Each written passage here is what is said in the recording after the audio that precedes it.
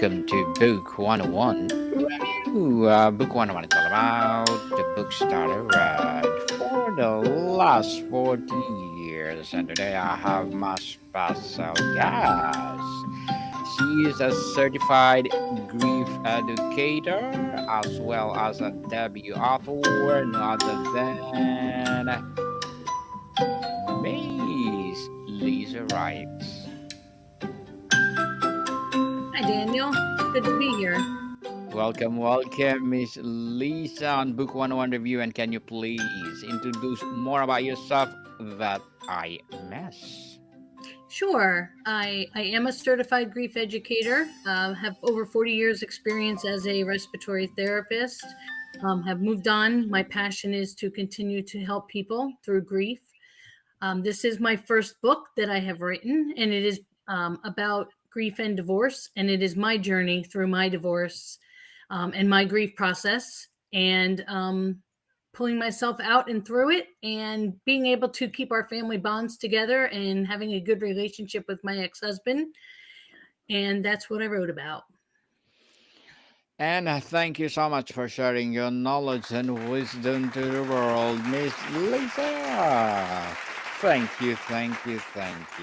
So today let's talk about navigating grief and divorce as your debut book. So tell us, our society has a script for grieving and death, but not a grieving and divorce. What are the unique layers of grief beyond the loss of a marriage itself that people need to acknowledge and validate?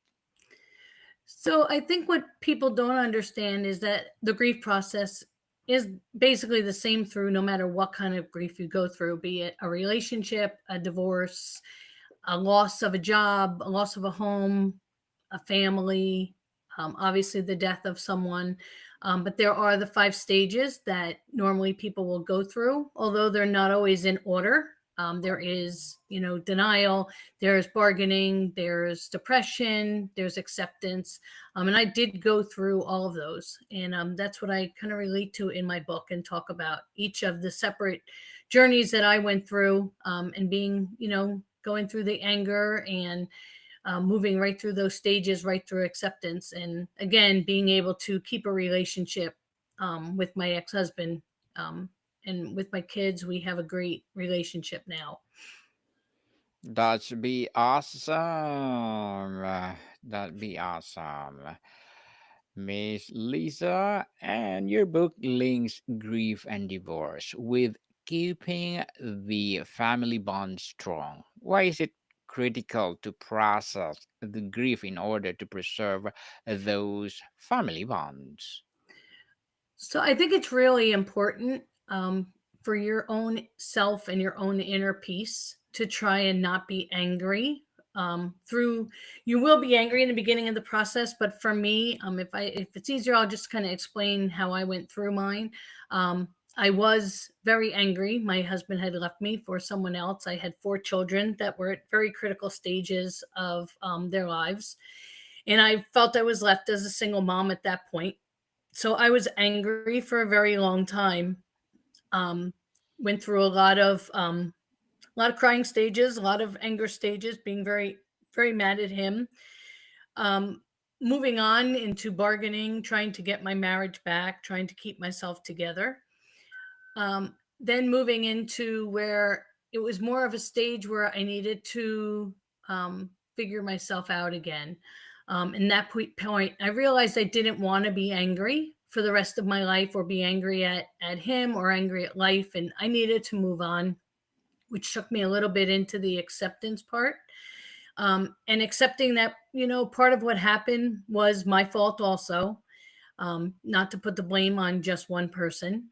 And I think that also helped me with my journey and with my acceptance and being able to stay friends. I think it's really important. And I understand with a lot of divorces, people cannot stay friends.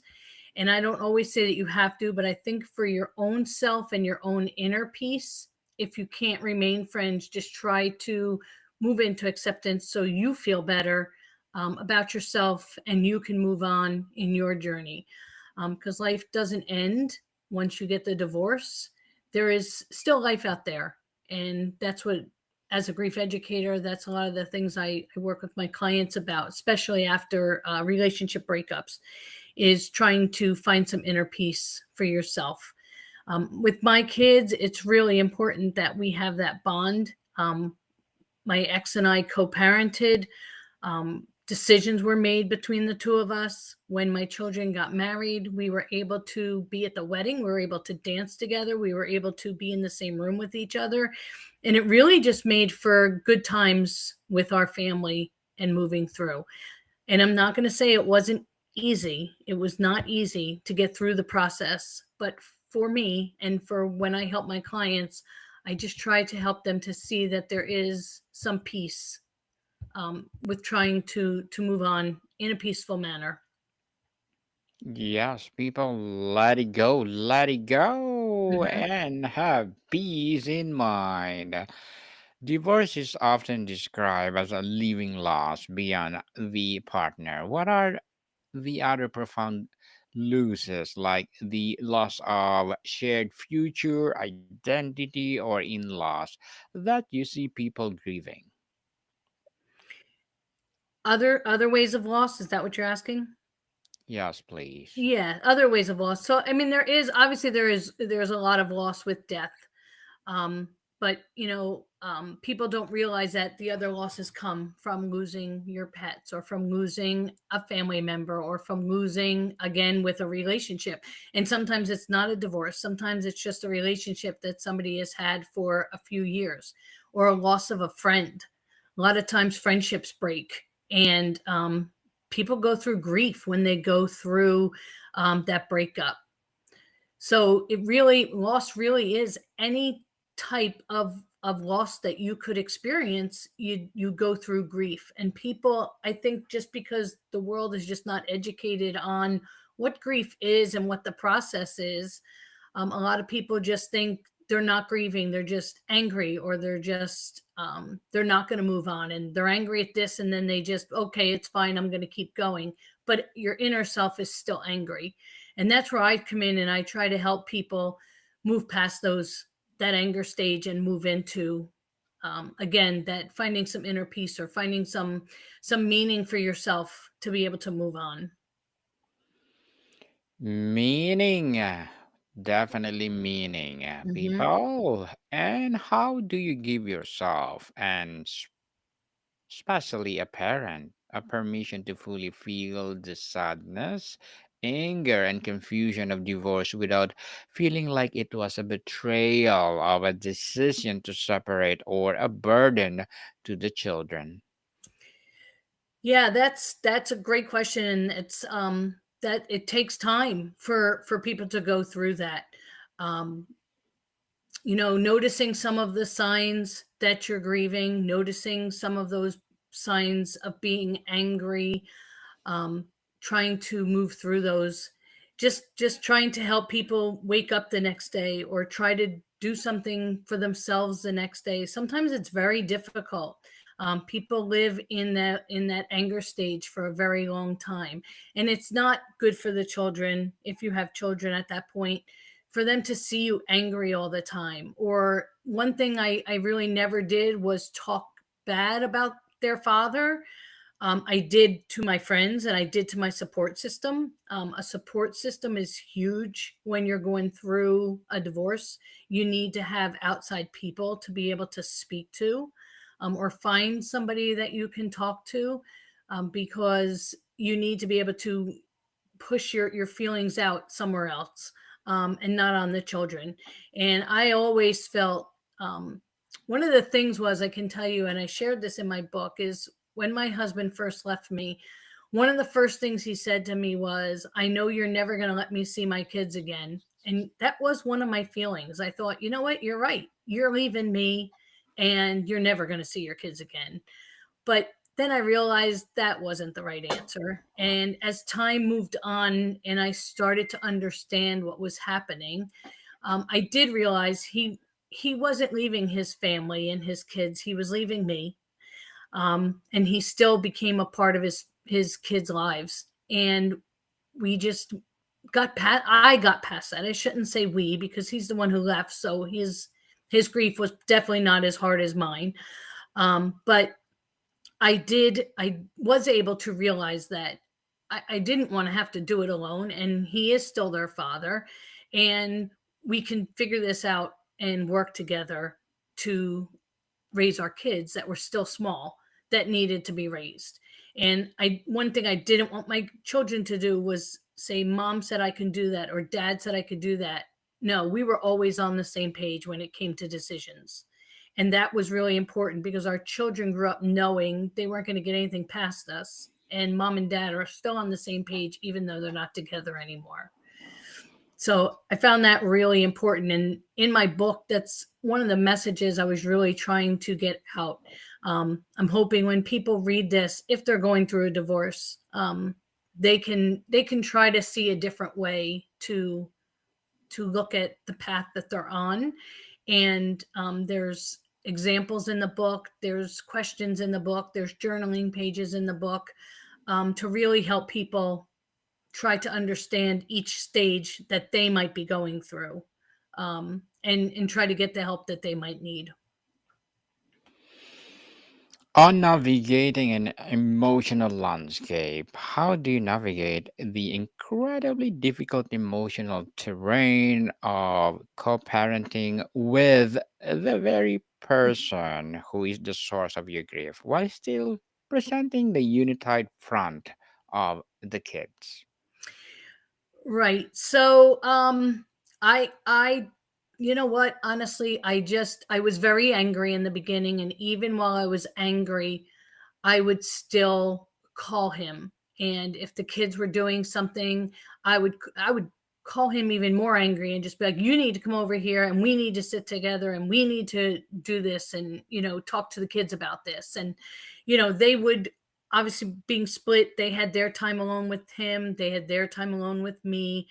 But we always just tried to make sure that we stayed on the same page. I can tell you, through our marriage, we were always on the same page when it came to raising our kids. We never disagreed. If we disagreed on something, we would say it to each other later, but we always tried to agree on the decisions that were being made. And although I was very angry in the beginning, remember, I was the one that was left. Um, I still felt he was the father, and he still had parenting that he had to do. He was not going to be allowed to just be gone, and I had to do it all. So part of the anger, I believe, of that was me making sure that he was still coming into their lives. It took a good 2 years before I actually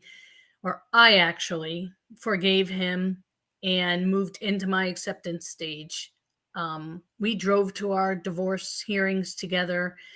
Um, there's some crazy fun stories in the book, that people probably won't even believe, but they're all true. And I know we're not the normal, but I just think when I see families out there and I see how angry some people are, and they just, like you said, let it go. Some people just can never let it go, and they're 10, 15 years out, and they're still angry at their ex, and they might have moved on, or their ex might have moved on. And I look at them and I just think, where do you want to be? Do you want to be this angry for the rest of your life? And if not, let's sit and talk about it. And then I try to work with them to move past that anger. It's just not worth it for yourself to make yourself sick.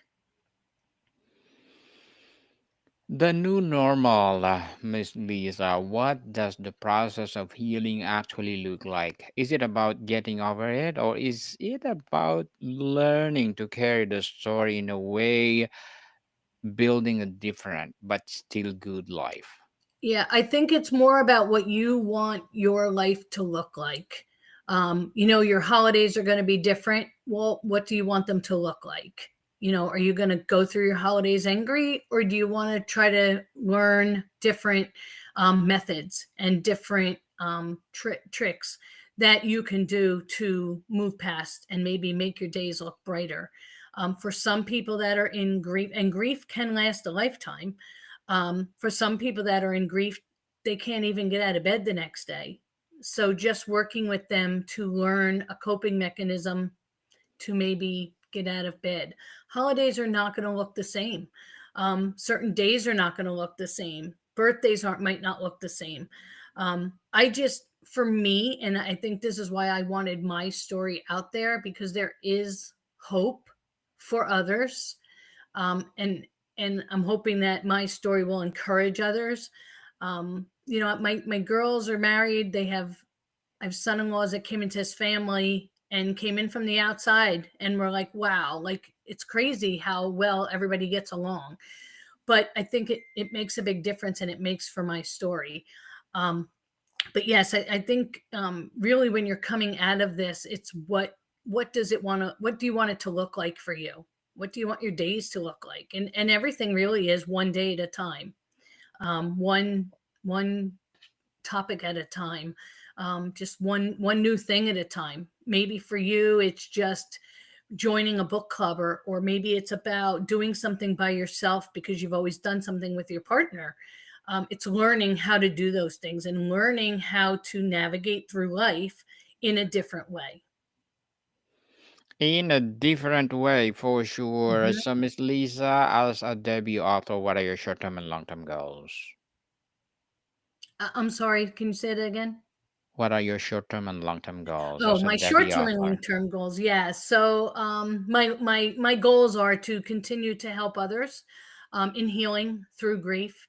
I am going to be getting ready to write another book. I want to do a story about veterans and their losses and recoveries. I thought that would be something great to share. There's so many great stories out there that our veterans have. So that's the next book that I'll be working on. But I'm remarried now. We have a great blended family. I've got grandchildren, and I just want to continue to lead my happy life and continue to teach others that you can get through this, and there are ways to do it. Indeed, and good luck to your goals, Miss Lisa, and looking forward for more success. And what would Thank be your you. piece? What would be your piece of advice for those people out there who want to be an author like you? If you have a story to tell, I think you should write it down and get it out there. People love to read. People love to read stories about people, and they like to read heartwarming stories. So if you're looking to be an author and you've got yourself a great story, why not just put it out there and see how it goes? And don't be afraid to fail. Try to be successful. And this was my first book. I thought I have a great story, and we'll see how it goes. Yes, try and try until you succeed. Absolutely. Definitely. So, Miss Lisa, thank you for that advice. And can you please recommend a book or books that influence your journey? Yeah, my book is available on Amazon and Barnes and Noble. It's also you can get it through my website at lisaritesgrief.com. And there's all kinds of resources there. If you happen to be listening to this and you are going through some kind of grief on another topic, there is some grief resources and ebooks that are available. 3 ebooks that are also available on my website that I've written. Well, thank you for that recommended book, Miss Lisa. And tell us, how does doing the grief and healing work properly now set the stage for healthier future relationships and potential blended families down the road? Yes, I think definitely if you can get through that grief process, get into that acceptance stage, I think it's really important for people who are navigating a end of relationship to go into that acceptance stage. It's really important to accept what's happening and try to understand it and take some, I don't want to say some blame to yourself, but accept that what's happened has happened because of whatever reasons it is, and that you can definitely move on, and you can definitely find ways to navigate through the rest of your time. Indeed. And If we could leave our listeners with one single non negotiable practice to protect their children's emotional well being during and after divorce, what would it be? I like to tell um my clients, make sure you've got a really good support around you, and I always tell them not to talk ill of the either father or mother, whoever it is that we're talking to. Do not speak of the other person, because that is still their father, and it just causes more anger between the children and the parents if you continue to say bad things. So just try to stay a little bit positive, and if you have to vent, just do it to an outside support person.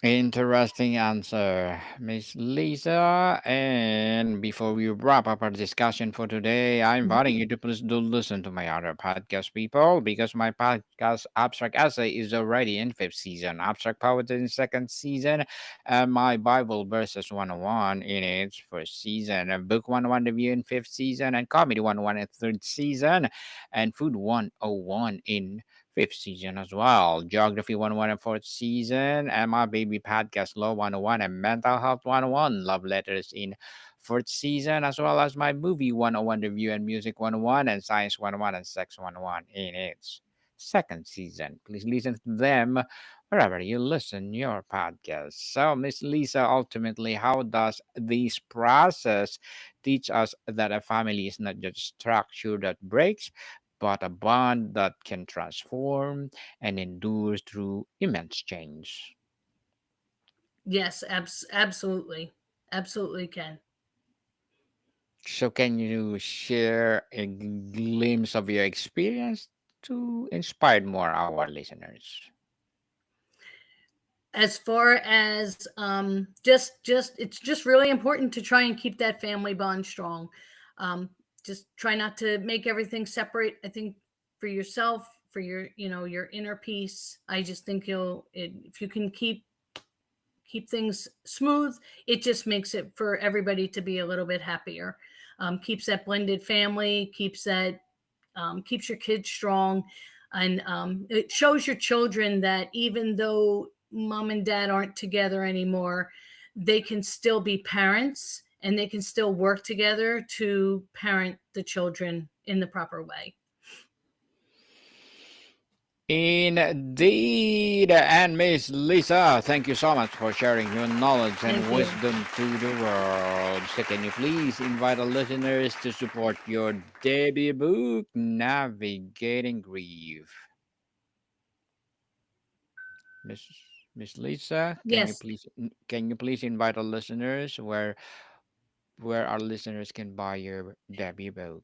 Yes, I'm sorry. Absolutely. It is available on Amazon, and it is available in barnesandnoble.com. Again, or on my website, lisaritesgrief.com.